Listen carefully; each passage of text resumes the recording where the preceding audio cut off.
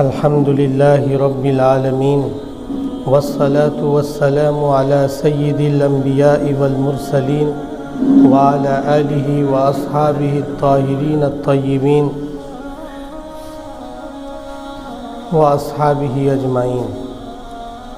قال الله عز وجل في القرآن المجيد: أعوذ بالله من الشيطان الرجيم. بسم الله الرحمن الرحيم. ما كان محمد أبا أحد من رجالكم ولكن رسول الله وخاتم النبيين.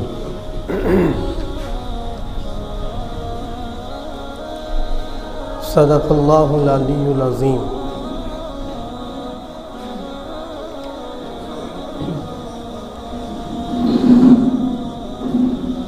آج کی گفتگو کا مرکزی عنوان ہے جماعت احمدیہ اور مرزا غلام احمد قادیانی، جنہیں ہم قادیانی کے نام سے جانتے ہیں. پچھلے جمعے میں یہ بات وضاحت کے ساتھ آئی تھی کہ آنے والے دنوں میں مرزا غلام احمد قادیانی کس چیز کا دعویٰ کرتا ہے اور یہ کون ہے، اس کی مکمل تفصیلی رپورٹ پیش کریں گے.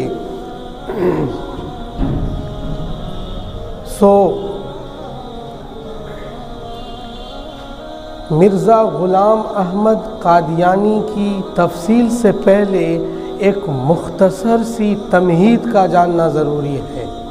وہ یہ کہ جب ہندوستان میں کمپنی بہادر کا سورج عروج پر تھا، جب کمپنی بہادر ایسٹ انڈیا کمپنی کا پورا زور شور تھا اور پورے ملک پر تسلط اور قبضہ کیے ہوئے تھا، اسی زمانے میں جب ہر طرف مسلمانوں کے دلوں میں حریت، آزادی اور ملک کو آزاد کرانے کے لیے جذبہ ان کے دلوں میں اٹھ رہا تھا، مسلمانوں کو ظلم کا شکار بنا رہا تھا. یعنی بہادر کمپنی کے سپاہی اور آرمیز مسلمانوں کو، علماء کو مسلسل ٹارگیٹ کر رہے تھے. ہر طرف ظلم اور زیادتی کا شور تھا. اسی زمانے میں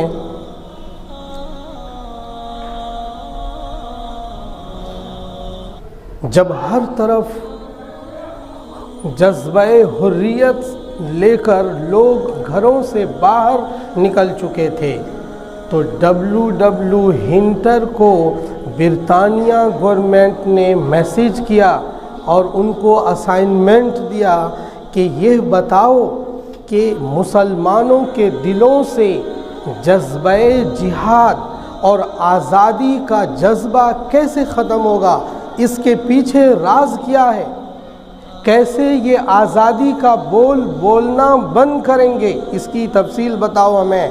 چنانچہ انہوں نے یہ جواب دیا کہ مسلمانوں کا جو قرآن ہے، جو ان کا مذہبی عقیدہ ہے، اس میں ایک آپشن ہے، ایک ٹاپک ہے جذبہ جہاد. اس جذبہ جہاد سے جب تک ان کا دل معمور رہے گا تب تک ان کو چپ کرنا پاسبل نہیں ہے. یہ رپورٹ پیش کر دی. اس رپورٹ کے بعد عیسائی ملکوں سے بڑے بڑے مبلغین اور پادریوں کو ہندوستان بھیجا گیا اور جگہ جگہ ڈیبیٹ کرائی گئی، مناظرے کی مجلسیں قائم کی جانے لگی. اسی زمانے میں قاسم نانوتوی اور مسلک دیوبند کے بے شمار علماء عیسائی پادریوں سے، عیسائی مبلغین سے، آریہ سماج کے مدعین اور ان کے علماء سے مسلسل ڈیبیٹ اور مناظرہ کر رہے تھے. اسی زمانے میں انگریزوں کو یہ لگا کہ کیسے ان کو دبایا جائے اور ان کے مذہبی عقائد کو کیسے خلط ملط کیا جائے. ویسے تو مسلم علماء ایسا جواب پیش کر رہے تھے ڈیبیٹ میں کہ عیسائیت خم ہو رہی تھی، عیسائی علماؤں سے جواب نہیں بن پا رہا تھا، مسلم علماؤں کو ہر مجلس میں کامیابی مل رہی تھی، تو انہوں نے سوچا کہ کچھ ایسا دراڑ پیدا کیا جائے جو حتمی اور یقینی طور پر مسلمانوں کے بیچ ایک نیا پنگا کھڑا ہو جائے اور نئی دیوار کھڑی ہو جائے اور آپس میں نیا جھگڑا قائم ہو جائے۔ ایسا کچھ پلان کیا، اور اس پلان کے لیے انہوں نے سب سے پہلے سرچ کیا کہ ہندوستان میں کون سی جگہ ہے جہاں ہم اس پلاننگ میں کامیاب ہو سکتے ہیں۔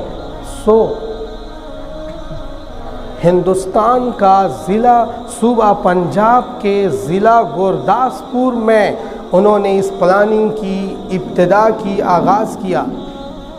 پنجاب میں ایک ضلع گورداسپور ہے، اس ضلع گورداسپور میں ایک قصبہ ہے جس کا نام قادیان ہے۔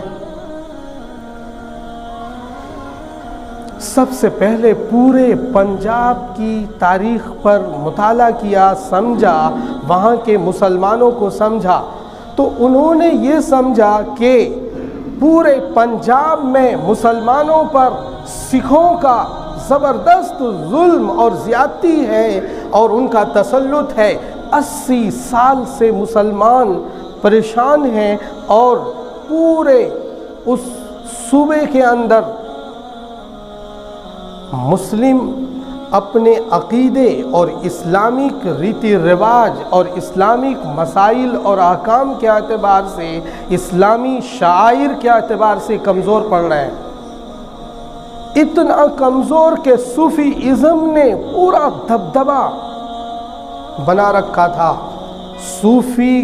صوفیوں کے شعبدہ بازی اور ان کی جال سازی نے پورے پنجاب کو جکڑ رکھا تھا، حتیٰ کہ خواب اور الہامات اور کرامتوں کی دنیا میں وہ لوگ جی رہے تھے۔ جو جتنے شاندار کرامتیں یا جو جتنے شاندار شعبدہ بازی دکھا دیتا وہ اتنا ہی مقبول ہوتا سماج میں، جس سے شرک اور بدعت کا پورا رواج پنپ رہا تھا۔ اس ماحول میں انگریزوں کو ایک آدمی ملا جس کا نام مرزا غلام احمد قادیانی ہے۔ یہ قصبہ ضلع گورداسپور کے قصبہ قادیان کا رہنے والا تھا۔ مرزا غلام کے والد کا نام تھا غلام مرتضیٰ، اور ان کے مرزا غلام کے دادا کا نام تھا عطا محمد، اور پردادا کا نام تھا گل محمد۔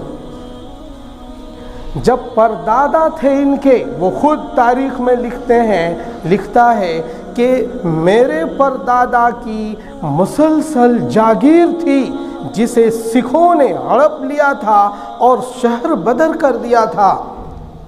پھر جب انگریزی گورنمنٹ وہاں آئی تب بھی اس خاندان کو ختم کر کے دوسرے شہر میں بھیج دیا گیا تھا، لیکن بعد میں ان کے والد نے انگریزوں کی سپورٹ کی، جس کی وجہ سے ان کو انگریزی برطانیہ گورنمنٹ میں جگہ ملی۔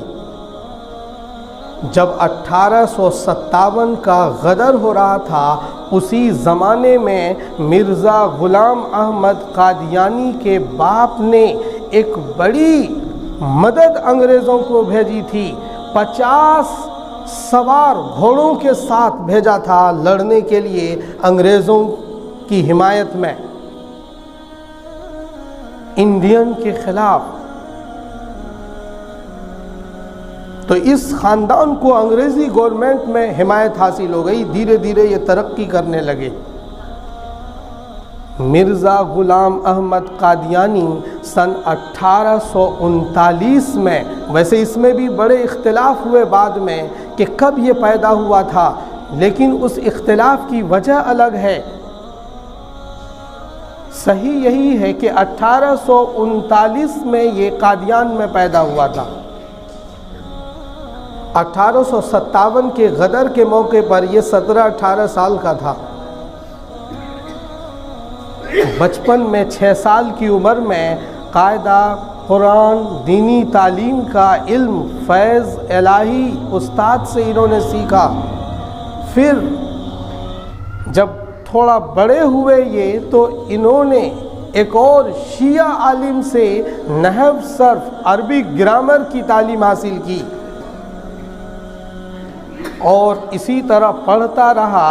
چونکہ یہ خاندان سرکاری پلاننگ سے کمزور کر دیا گیا تھا، اس کے والد محترم کو 700 روپے انڈین ملتے تھے پینشن کے طور پر، لیکن وہ گزر بسر کے لیے کافی نہیں تھا، تو ان کے والد نے مطب حکیم تھا ان کا باپ، مرزا غلام احمد قادیانی کے والد جو تھے وہ حکیم تھے، تو مطب اور کلینک بھی چلاتے تھے۔ اسی زمانے میں مرزا غلام احمد قادیانی نے جب تعلیم حاصل کر لی تو سن 1864 میں گھریلو مسائل کی وجہ سے اور آمدنی کی کمی کی وجہ سے سیالکوٹ کے ڈپٹی کمشنر کی کچہری میں نوکری لے لی۔ وہاں کئی سال تک انہوں نے نوکری کی۔ وہاں ایک حکیم نور الدین سے ان کی ملاقات ہوئی، جو مہاراجہ کشمیر کا خاندانی طبیب تھا۔ مہاراجہ کشمیر کا خاندانی اور سرکاری حکیم اور ڈاکٹر تھا حکیم نور الدین۔ ان سے ان کی ملاقات ہو گئی۔ یہ ملاقات دھیرے دھیرے طول پکڑتی رہی، دوستی میں تبدیل ہو گئی اور دونوں کے بیچ گہرا تعلق ہو گیا۔ مسلسل خط و کتابت کا سلسلہ شروع ہوا۔ کچھ دنوں کے بعد جب مرزا قادیانی پر مذہبی رنگ چڑھا تو انہوں نے نوکری سے استعفیٰ دے کر قادیان اپنے آبائی گاؤں میں رہائش اختیار کر لی، اور قادیان میں یہ چلہ کھینچنے لگا، قادیان میں عبادت میں مصروف رہنے لگا۔ دھیرے دھیرے فیمس کیسے ہوا؟ یہ فیمس اس طرح سے ہوا جب عیسائی پادری اور آریہ سماج کے علماء مبلغین ڈیبیٹ کر رہے تھے، تو اس نے جو تعلیم حاصل کی تھی مذہبی، اس کو بیس بنا کر مناظرے شروع کیے عیسائیوں سے۔ یہ ہارتا یا جیتتا، ہر صورت میں یہ اعلان اور اشتہار لگاتا کہ میں جیت گیا۔ ہر جگہ اپنے آپ کو فیمس کرنے کی مسلسل اس نے پلاننگ کر لی۔ اس ڈیبیٹ میں یہ شرکت کرنے لگا تو ڈیبیٹ کی اور مناظرے کی وجہ سے عوام میں مقبولیت حاصل ہونے لگی، لوگ اسے جاننے لگے، لوگوں میں ان کا تعارف ہونے لگا۔ جب لوگوں میں تعارف اچھی طرح ہو گیا تو انہوں نے مسلسل کئی سال تک یہ کام کیا۔ 1877، 78، 69 ان سب ایام میں انہوں نے مسلسل ڈیبیٹ اور مناظرے کیے۔ پھر انہوں نے اخبار میں ایک اشتہار نکالا، ایک جریدہ اور ایک رسالہ لکھا کہ میں 300 دلائل آریہ سماج کے خلاف اور عیسائیت کے خلاف 300 دلائل پیش کروں گا، اور اس کا جواب دھرتی پر کوئی نہیں ہے جو دے سکے۔ آریہ سماج کا عالم یا عیسائی عالم، کرسچنس علماء، کوئی اس سوال کا جواب، 300 دلائل کا جواب کوئی نہیں دے سکتا۔ اگر کوئی دے گا تو اسے میں 10,000 روپے انعام دوں گا۔ یہ اس نے اشتہار لگا دیا۔ اس اشتہار میں انہوں نے لاسٹ میں لکھا کہ 300 دلائل کو ایک جگہ جمع کرنے کے لیے 50 جلدوں میں ایک کتاب لکھوں گا۔ کتنی جلدوں میں؟ 50 جلدوں میں۔ سو مجھے پیسے چاہیے۔ اب لوگ جو ان سے متاثر تھے، عوام میں جو انہوں نے مناظرے اور ڈیبیٹ میں پکڑ بنائی تھی، اس کو وصولنا شروع کیا اور چندے میں کامیاب ہوا۔ بے شمار پیسے راجاؤں کی طرف سے، وزیروں کی طرف سے، بڑے بڑے حاکموں کی طرف سے، اس زمانے کے امیروں اور دولت مندوں کی طرف سے چندہ آنا شروع ہوا، اور بڑی بڑی رقم اس نے اکٹھا کر لی۔ بڑی رقم اکٹھا کر کے اس نے سب سے پہلے اپنا خاندانی قرضہ چکا دیا، اور اس کے بعد سن 1880 میں انہوں نے اس کتاب پر کام کرنا شروع کیا جو لوگوں سے اس نے وعدہ کیا تھا۔ کام شروع ہوا تو ان کے بس میں ساری باتیں تھیں نہیں، تو انہوں نے سر سید احمد خان کے ایک دوست مولوی چراغ علی کو خط لکھا کہ مجھے عیسائیت کی تردید میں اور ہندوازم کی تردید میں، آریہ سماج کی تردید میں، برہمن واد کی تردید میں مضامین لکھ کر بھیجو۔ ایک بار، دو بار، تین بار مسلسل خط و کتابت، کچھ مدد بھی کی، مضامین لکھ کر بھی مولوی چراغ علی نے بھیجے قادیانی کے پاس۔ ابھی کتاب لکھنی اس نے شروع کی تو 1880 میں 2 جلد تیار کی۔ 1880 میں 50 میں سے کتنی تیار کر دی؟ 2۔ ان دونوں، اس میں سے پہلی جلد میں تو صرف انہوں نے ایک تو موٹے موٹے حروف سے لکھ رکھا تھا تاکہ پیجز زیادہ ہو جائے، 50 جلدیں کیسے مکمل ہوں گی، تو موٹے موٹے حروف میں لکھنا شروع کیا، اور صرف کتاب کا تعارف کرایا، کتاب کا انٹروڈکشن کرایا۔ اس کتاب کا نام رکھا براہین احمدیہ۔ براہین دلائل کو کہتے ہیں، اور احمدیہ خود احمدی جماعت، یعنی جو اس نے مسلک کا آگے پلان کیا تھا اس سے جوڑ کر، اور خود اس کا نام بھی احمد تھا، غلام احمد، تو اس نے اس کا نام رکھا تھا براہین احمدیہ۔ 2 جلدوں میں صرف کتاب کا تعارف کرا کر پوری کر دی۔ پھر 2 سال کے بعد تیسری جلد شائع ہوئی۔ تیسری جلد میں مقدمہ پر جو کچھ اسے لکھنا تھا اس پر روشنی ڈالی کہ یہ سب ہمارے خاکے ہیں، یہ سب مضامین اس میں لکھوں گا۔ پھر 2 سال کے بعد 1882 میں تیسری جلد آ گئی۔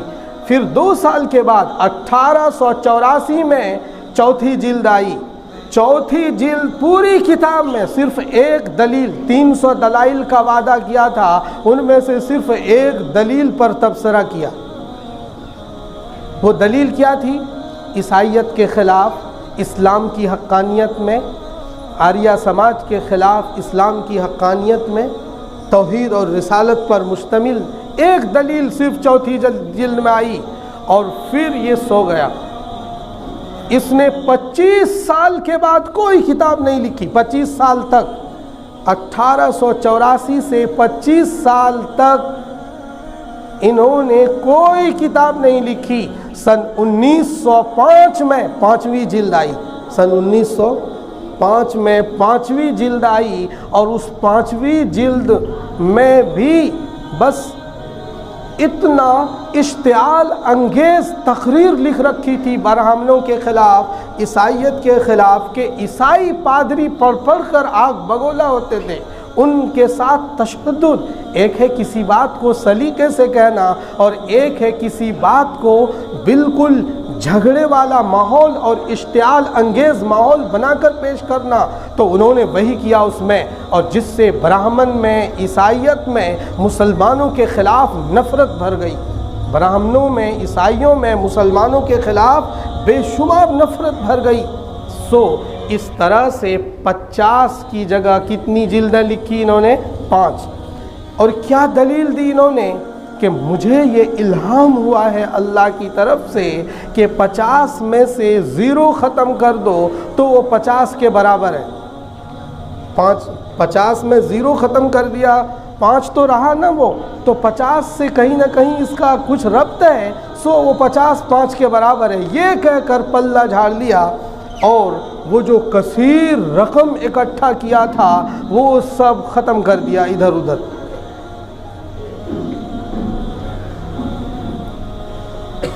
یہ سلسلہ شروع ہوا۔ ادھر میں نے بتایا ابھی کہ حکیم نور الدین، یہ ان کی بہت اہم کتاب ہے قادیانیوں کی، براہین احمدیہ۔ براہین احمدیہ یہ اہم کتاب ہے 5 جلدوں پر، اس میں بہت سارے حوالے قادیانی اسی کتاب سے دیتے ہیں اپنے مسلک اور مذہب کے لیے۔ آگے حکیم نور الدین سے ان کا گہرا تعلق ہوتا چلا گیا۔ حکیم نور الدین نے خط لکھا قادیانی کو کہ ایسا کرو، تم مسیح کا دعویٰ کر دو۔ تم کیا دعویٰ کرو؟ مسیح کہتے ہیں عیسیٰ ابن مریم کو، مسیح عیسیٰ ابن مریم کے مثیل، یعنی تم ان کی طرح ہو، ان کے مثل ہو۔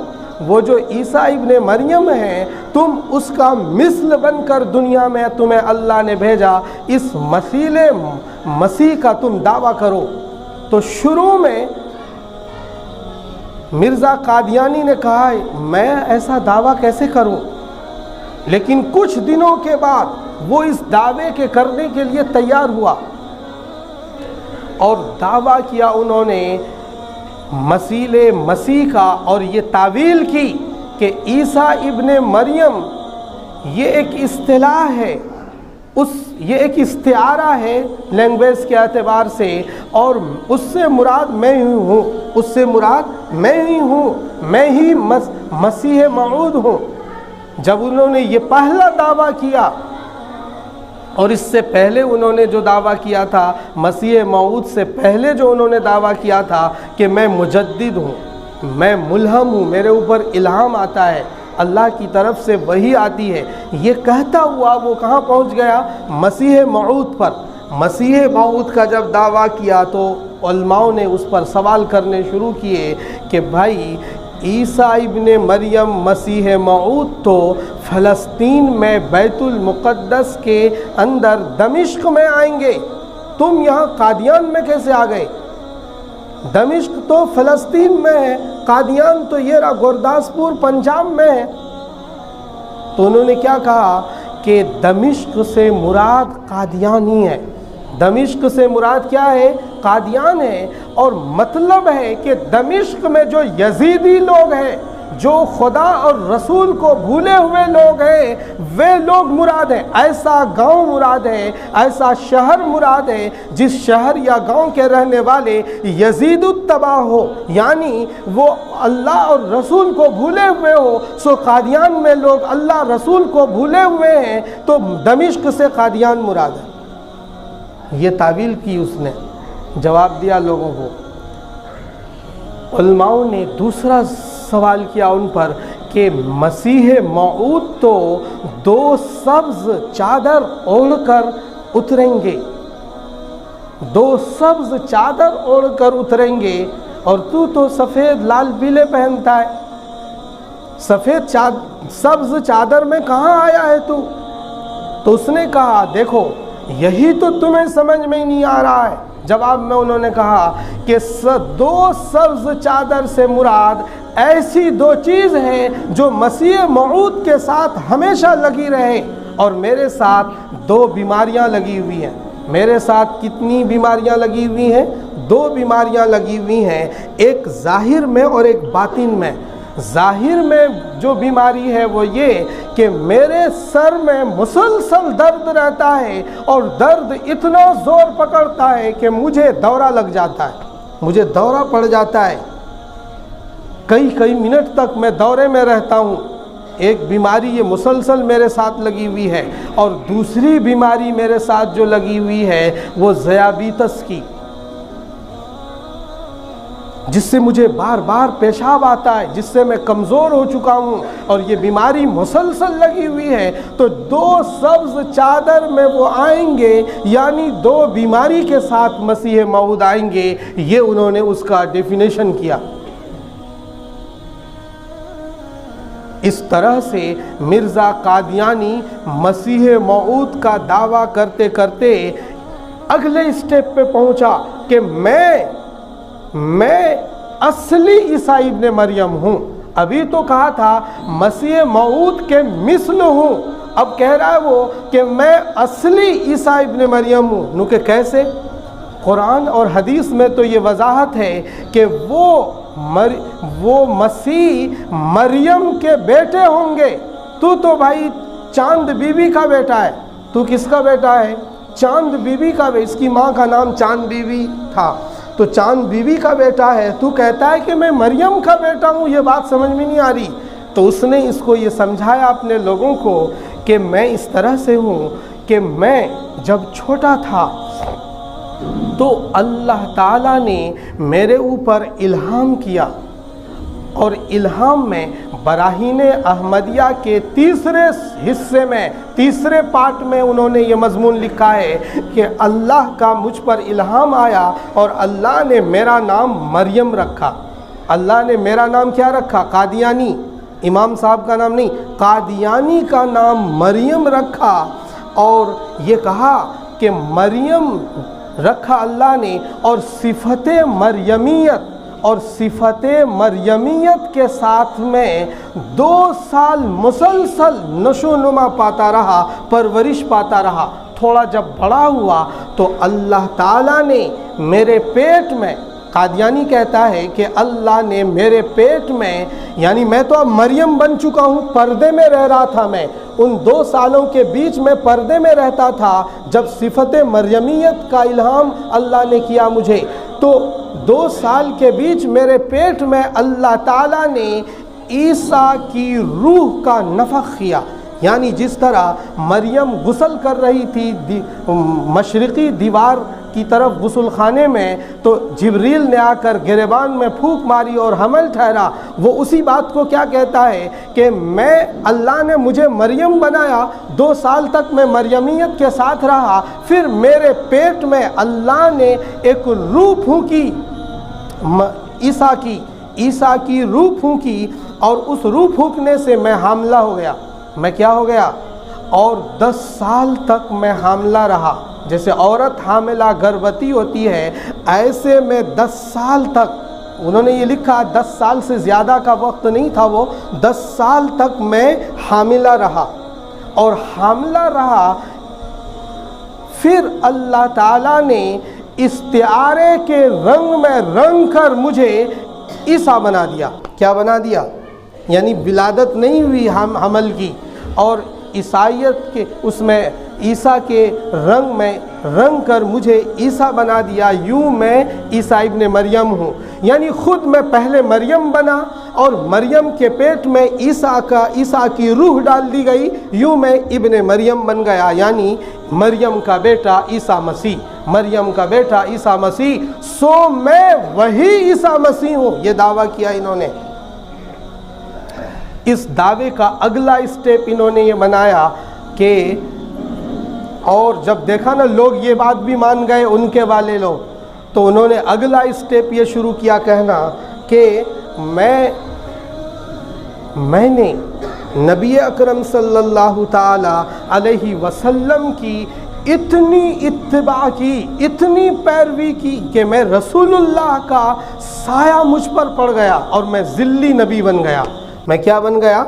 ذل معنی سایہ ہوتا ہے، کہتے ہیں نا ذل الہی، بادشاہوں کے یہاں لینگویج چلاتے تھے، وہ ذل الہی بادشاہ کو کہتے تھے، تو ذل معنی سایہ، تو میرے اوپر رسول اللہ کا سایہ اتنا زبردست پڑا کہ میں ذلی نبی بن گیا۔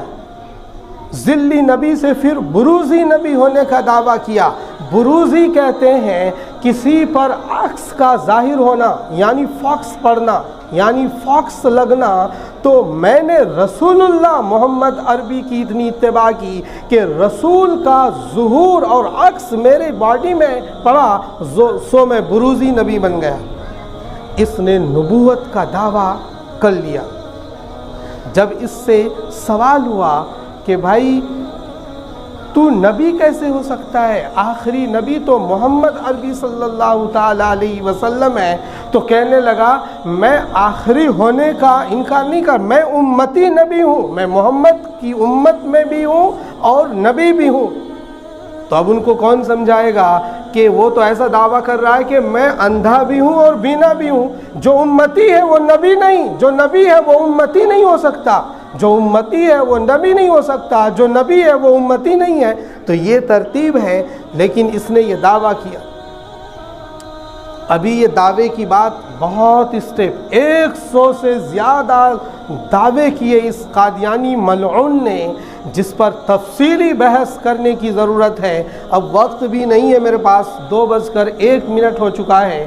میں اگلے ہفتے اس کو اور وضاحت کے ساتھ، ابھی کچھ دعوے آپ کے سامنے آئے ہیں، ابھی عجیب عجیب دعوے، کئی عجیب باتیں تو آ گئی اس کی، نو کہ میرے کو حمل ٹھہر گیا، یہ میرے کو حمل ٹھہر گیا اور میں مریم کا بیٹا عیسیٰ بن گیا، اس طرح کی باتیں تو کوئی ویسا ہی آدمی کر سکتا ہے، لپاڑیا ٹائپ کا۔ لیکن یہ سب کیوں کر رہا تھا؟ یہ اسے اپنے مرتبے اور جاہ طلبی کا شوق تھا، یہ چاہتا تھا بس میں رہوں اور کوئی نہ رہے، لوگ میری ہی طرف چلنے لگیں اور کوئی کسی کی اتباع نہ کرے، کسی کی بات نہ مانے۔ تو حب جاہ نے ان کو اس اسٹیپ پر کھڑا کیا تھا اور یہاں سے انہوں نے نبوت کا دعویٰ کیا۔